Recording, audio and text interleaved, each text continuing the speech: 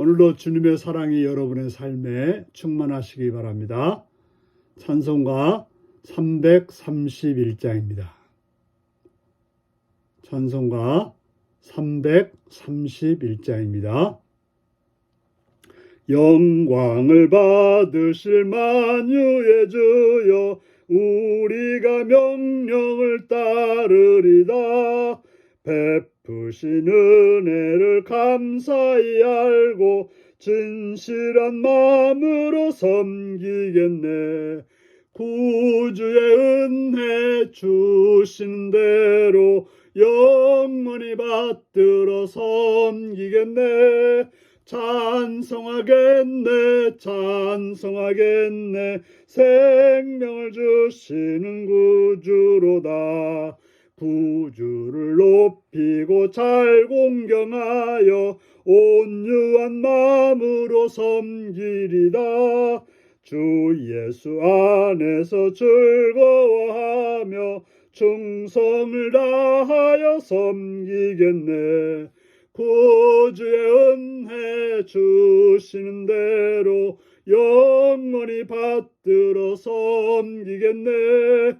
찬송하겠네, 찬송하겠네. 생명을 주시는 구주로다. 예수를 믿고서 늘 사랑하여 참 기쁜 마음으로 섬기리다. 온 마음을 드리고 늘 순종하여 구주를 영원히 섬기겠네. 구주의 은혜 주시는 대로 영원히 받들어 섬기겠네. 찬송하겠네, 찬송하겠네. 생명을 주시는 구주로다.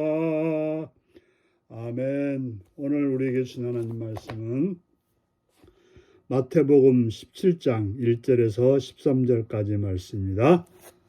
마태복음 17장 1절에서 13절까지 말씀입니다.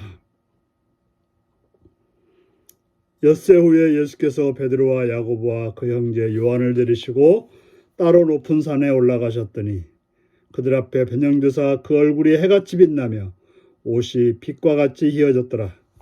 그때 모세와 엘리야가 예수와 더불어 말하는 것이 그들에게 보이거늘 베드로가 예수께 여쭈어 이르되, 주여, 우리가 여기 있는 것이 좋사오니 만일 주께서 원하시면 내가 여기서 초막삿을 짓되 하나는 주님을 위하여, 하나는 모세를 위하여, 하나는 엘리야를 위하여 하리이다.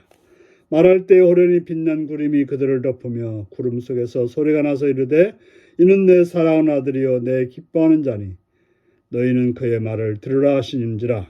제 아들이 듣고 엎드려 심히 두려워하니 예수께서 나와 그들에게 손을 대시며 이르시되, 일어나라, 두려워하지 말라 하시니 제 아들이 눈을 들고 보매 오직 예수 외에는 아무것도 보이지 아니하더라. 그들이 산에서 내려올 때 예수께서 명하여 이르시되, 인자가 죽은 자 가운데 살아나기 전에는 본 것을 아무에게도 이르지 말라 하시니 제 아들이 물어 이르되, 그러면 어찌하여 서기관들이 엘리야가 먼저 와야 하리라 하나이까? 예수께서 대답하여 이르시되, 엘리야가 과연 먼저 와서 모든 일을 회복하리라. 내가 너에게 말하노니 엘리야가 이미 왔을 때 사람들이 알지 못하고 임으로 대화했도다. 인자도 이와 같이 그들에게 고난을 받으리라 하시니 그제서야 제 아들이 예수께서 말씀하신 것이 세례 요한인 줄을 깨달으니라. 아멘. 오늘은 영광의 자리에서 고난과 사명의 자리로 라는 제목으로 말씀을 나누겠습니다. 예수님께서 십자가와 부활을, 죽음과 부활을 말씀하신 후에 엿새 후에 베드로와 야고보와 그 형제 요한을 내리시고 따로 높은 산으로 올라가셨습니다. 그 높은 산에서 예수님이 변형되사 그 얼굴이 해같이 빛나며 옷이 빛과 같이 휘어졌습니다. 이 땅에서는 볼 수 없는, 오직 하나님 나라에서, 하나님 천국에서만 볼 수 있는 그런 현상을 베드로와 야고보와 요한이 보았던 것입니다. 뿐만 아니라 예수님께서 선지자의 대표이신 엘리야와 율법의 대표인 모세와 함께 더불어 이야기하셨던 것입니다. 베드로가 너무 좋아서 내가 여기다가 초막셋을 지을 테니까 예수님과 그리고 엘리야와 모세가 함께 살았으면 좋겠다. 안 그러겠습니까? 얼마나 바라고 원하던 모세였고 엘리야였고 예수님이 계신데 뭐가 더 필요하겠습니까? 그래서 자기들은 집이 없어도 되니까 셋을 위해서 집을 지어놓고 거기서 살고 싶다라고 했던 것입니다. 그때 호련히 빛난 구름이 그들을 덮으며 구름 속에서 소리가 나서 말합니다. 이는 내 사랑하는 아들이요 내 기뻐하는 자니 너희는 그 말을 들으라. 바로 하나님께서 그 제 아들에게 하나님의 영광을 보여줬던 것입니다. 바로 예수님은 하나님의 아들이시라는 것을 그들에게 똑똑히 들려주신 것입니다. 분명 베드로는 예수님이 하나님의 아들이라고 고백했지만 그것을 자기 마음대로 하려다가 예수님께 책망을 들었던 그였습니다. 그때 예수님은 예수님이 하나님의 아들이시라는 것을 그러므로 그의 말을 바르게 들으라고 하나님께서 말씀해 주셨습니다. 베드로와 요한과 야고보는 너무나 놀라서 엎드려 있을 때 예수님께서 내니 일어나서 두려워하지 말라라고 말씀하셨습니다. 그러자 제 아들의 눈에는 아무것도 보이지 않았고 예수님만이 보이게 되었던 것입니다. 그들이 산에서 내려오면서 방금 보았던 엘리야가 생각이 나서 말했습니다.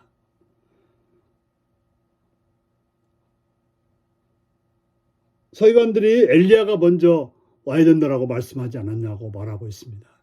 바로 말라기 선지자가 예언했던 그 말씀을 말했던 것입니다. 예수님이 말합니다. 엘리야가 과연 먼저 와서 모든 일을 회복하리라. 네. 그 예언이 맞다. 엘리야가 먼저 와서 모든 일을 회복하리라. 내가 너희가 말하노니 엘리야가 이미 왔도다. 그런데 사람들이 알지 못하고 임으로 자기 생각대로 죽였다라고 말하고 있는 것입니다. 그런데 예수님도 세례요한처럼 고난을 받아 죽게 될 거라고 말씀하셨던 것입니다. 바로 예수님은 하나님의 아들로서 영광스러운 분인데 고난을 당하고 그 고난을 통해서 우리를 구원하는 사명을 감당하실 거라고 말씀하고 있습니다. 그때서야 제 아들은 세례 요한을 말씀하신 줄을 알게 되었다고 말하고 있습니다. 그렇습니다. 예수님 이 땅에 오셔서 하나님의 아들이셨지만 영광스러운 분이셨지만 우리를 구원하시는 그 고난의 자리에서 그 일을 감당하셨습니다. 그렇습니다. 우리를 또 하나님의 자녀이지만 하나님의 자녀로서 이 땅에서 고난을 겪어야 된다는 걸 사명을 위해서 주님의 뜻을 위해서 고난의 자리에 있어야 된다는 걸 기억하시고 오늘도 예수님을 따라서 살아가시는 복된 여러분들이 되시기를 바랍니다. 기도하겠습니다. 자비로우신 아버지 이름을 찬양합니다. 예수님이 하나님의 아들이심을 우리로 똑똑히 보고 듣고 행하는 자 되게 하여 주시옵시며 예수님이 영광의 자리에서 고난을 통해서 사명을 감당하셨듯이 우리들의 삶에도 예수님을 따라서 고난을 통해서 사명을 감당하는 복된 삶이 되게 하여 주옵소서. 예수님의 이름으로 기도합나이다. 아멘. 하늘에 계신 우리 아버지의 이름을 거룩하게 하시며 아버지의 나라가 오게 하시며 아버지의 뜻이 하늘에서와 같이 땅에서도 이루어지게 하소서. 오늘 우리에게 일용할 양식을 주시고 우리가 우리에게 잘못한 사람을 용서하여 준 것 같이 우리의 죄를 용서하여 주시고 우리를 시험에 빠지지 않게 하시고 악에서 구하소서. 나라와 권능과 영광이 영원히 아버지의 것입니다. 아멘. 말씀 묵상입니다. 영광스럽게 변모하신 예수님이 고난과 죽음의 길을 가신 이유는 무엇인가요? 내가 예수님을 따라 선택할 고난의 길은 구체적으로 무엇인가요? 말라기 선지자가 예언한 엘리야는 누구를 가리키나요?